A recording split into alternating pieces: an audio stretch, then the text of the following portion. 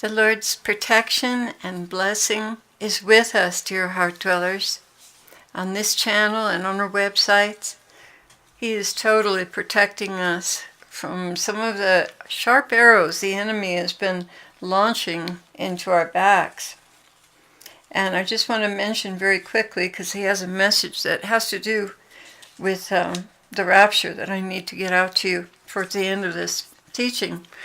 I just wanted to let you know that there is an anti-channel and a few channels who are actually downloading my teachings and then criticizing them. I haven't really looked at them, I've just heard about them. So there's someone calling themselves Still Small Voice, using my avatar and having a channel image that looks a lot like ours. So just beware. Understand that if you read anything ugly or negative, it didn't come from me. And just so you know, she calls herself Sister Claire in some of them, so be careful, please, and understand that anything negative is not from the Lord, is not from me. So that said, today is November the 17th, 2015, and just for your information, we've had a schedule change. The messages will be posted sometime in the early afternoon every day instead of first thing in the morning. The Lord was talking a little bit about the warfare getting more intense against our channel, and told me that He was our defense and to leave it all to Him. Just surrender it all to Him. And then He began to remind me about the triage blog site that I'm working on right now. I haven't announced it to you yet, guys, because I haven't got it populated quite enough. But He's wanting me to really get down and get busy with that, so I'm going to. He mentioned about that. He said, your biggest fight, because I asked him, well, Lord, what do you want me to address on the triage site? You know, for people who are really questioning some of the things that He's been teaching me and sharing with us.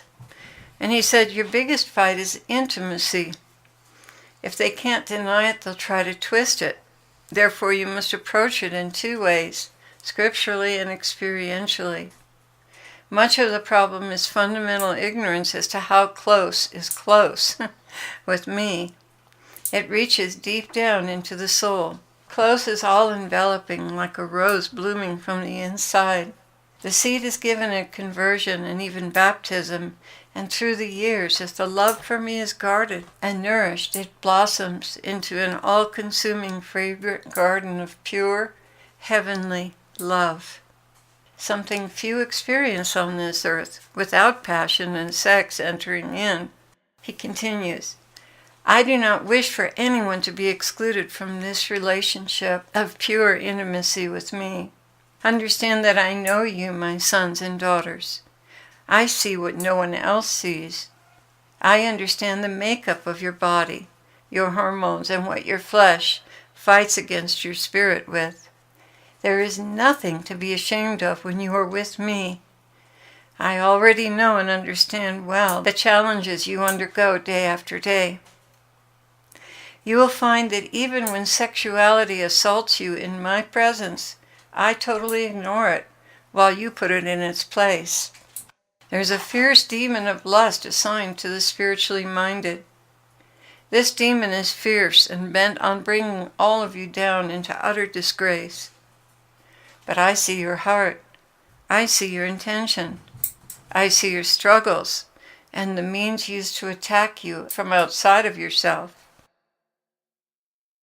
Some of you are more vulnerable because of your youth. Let me explain it to you this way. When this urge tries to take you over, picture yourself in front of me, my expression calm and compassionate, and allow me to say only one thing. You know where this came from, so what are you going to do about it? Then ask for my help. For if you crumble into a ball of shame, it only causes the lustful impulse to become stronger. When the demons see they are conquering your resolve, they set upon you with even more force. Your best recourse is to completely ignore it and change the subject. And yes, of course, in my name bind spirits of lust, but also degradation. You see, the whole tactic is to degrade you, cause you guilt and shame, so you must bind that as well. Then begin to worship me and change the subject. If you're convicted of gossip or wrongdoing, confess it, ask for forgiveness, and continue to worship. You should always have some strongly anointed songs on hand so you can change the subject immediately. Yes, it is humbling. Yes, it is degrading.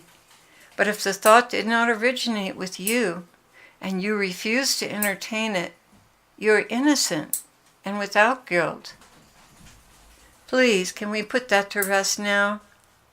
I want to move on with you. You have heard me say, as I have said many times before, that the rapture is soon. I have offered you a new way to handle the tensions involved in this event.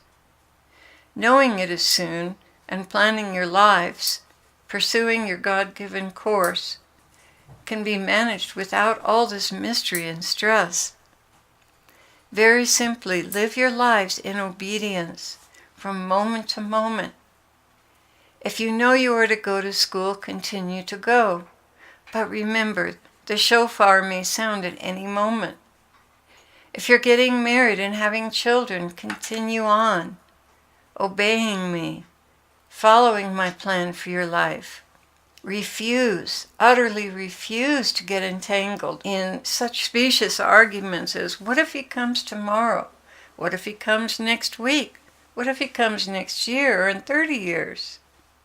These are all temptations from the enemy to dilute your effectiveness right now in this moment with the calling I've set before you. If you've been given visions about future ministry, future gifts, do not try to fit them in your human time frames. You see, this is an act of unbelief.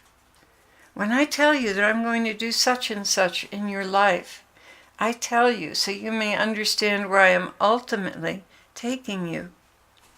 Not so that you can stress and plan and question and doubt in your own mind. Not so that you can reason it out, whether it's before or after the rapture. None of this has any bearing on the so-called time frames of heaven. None of it. What I have promised I'll do with you, I will accomplish with you. But it will be done in my timing and my order. Once I tell you what I'm going to do with your life, once I give you the vision, bury it deep in your heart. Such a precious gift is not for you to know the times and seasons of, or exactly how I'll go about it, and in what order. Questions like these that arise in your minds come from the enemy, or your own double-mindedness and insecurity about my ability to do what I've promised you. Do you see that, my loves? Do you understand the origin and dynamics of such reasonings? I tell you so that you might glory in my providence and how I go about things, that you might have a reference point for those strong urges in your souls. Yes, you feel these inspirations because I've put them in your heart. My mother buried these things in her heart. And then I was led to look up Luke 18, 1:18. All who heard these things wondered at the things which were told them, but Mary treasured all these things, pondering them in her heart. And that really caught my attention, guys. All who heard it wondered at the things which were told them, but Mary treasured all these things, pondering them in her heart. So here you've got wonderment about what these things meant. Speculation of every kind accompanied all these events. But Mary treasured all these things, pondering them in her heart. The Lord continues here. She knew full well what my plans were, and to her all these things were signs along the way of the mystery and glory of the Incarnation. She didn't question how all would be accomplished. Rather, she reveled in the unfolding of my providential care, knowing that in due time all that was written in Scripture would come to pass. This is abandonment to my providence. It's supremely pleasing to me. It shows the confidence and faith of a soul who knows their Maker is a faithful God. No matter what conditions look like, no matter how impossible it seems, they know that with me nothing is impossible. So I do not give you these inspirations to do certain things in the future so that you can enter into the planning and manipulate things. No, I give them to you to ponder in your heart, to secure in faith that which I have placed in your hearts I am indeed capable of accomplishing. Yes, Jesus, I trust in you, when said from the heart in total conviction, are the most beautiful words you could ever say to me. You were saying, I know you, Jesus. I know you are faithful. I know you are omnipotent and can do everything, no matter how difficult, that nothing at all is beyond your ability. And I know you love me, and all you ordained for my life springs from that love that drove you to be crucified on the cross so my purpose in life could be fulfilled. Nothing, no, nothing is more comforting to my heart than to see you believe and act on these words in a world where God is just a nebulous, neutral force playing with people's lives and the elements. So as you progress through this season, keep an eye on your wandering minds, trying to make sense of what's going to happen when. Rather, fulfill my words to you, to be vigilant to the needs of others around you. You are placed strategically in an important place. Make every moment count, not with useless speculations, but with the fullness of obedience, to alleviate the suffering around you and bless those who are less fortunate than you. When I was hungry, you fed me. When my car wouldn't start, you helped me. When I was slipping on the ice, you came to my rescue. Remember this from moment to moment and day to day. Do you see that hungry homeless person sitting in the doorway trying to keep warm? Get them some hot food and spend time with them. Bless them in my name. Do you see a single mother struggling to get her groceries from a snow-packed driveway into the house with her little ones, toddling along? Lend her a hand. Go out of your way and shovel the snow off her driveway.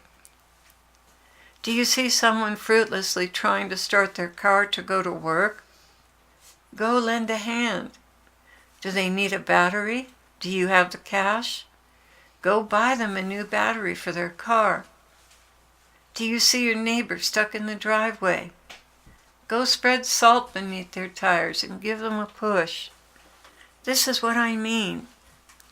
These opportunities are all around you. I have made sure of it. I make this promise to you right now. If you love me, you will obey me, and you will no longer have to worry about your destination or the rapture. You will resemble me, and I will take you to myself. Just as an aside here, I want to tell you that we've also been convicted about the needs of others around us, and we live right next to a reservation, and the poverty there is staggering. I mean, there are children waiting for a bus, 24 degrees outside, no coats, no boots, and we just got a huge snowstorm here in Taos. And fortunately, we've been able to meet with some of the people on the reservation and find out who the poorest families were. And you wouldn't believe the needs. Some of these people don't even have heat in their houses. They need stoves. They need firewood. The needs have just been coming from everywhere. Once you open your eyes and you're vigilant, you begin to see these things. So I want you to know right now that when anything extra comes in to this ministry, that's where it goes. It is going to the needy. in Taos and to people out on the mesa who live a very tenuous life at best. And I encourage you to look around you for people, who don't have snow boots and don't have coats. Try to help them and meet their needs. You can't do it all, but you can do something. You can do a little something. So God bless you all, and I pray that Holy Spirit would inspire all of us to be attentive to the needs of our neighbor. Everything that we do for them, we've done for Jesus himself. The Lord bless you, heart dwellers. Thank you for being on our channel.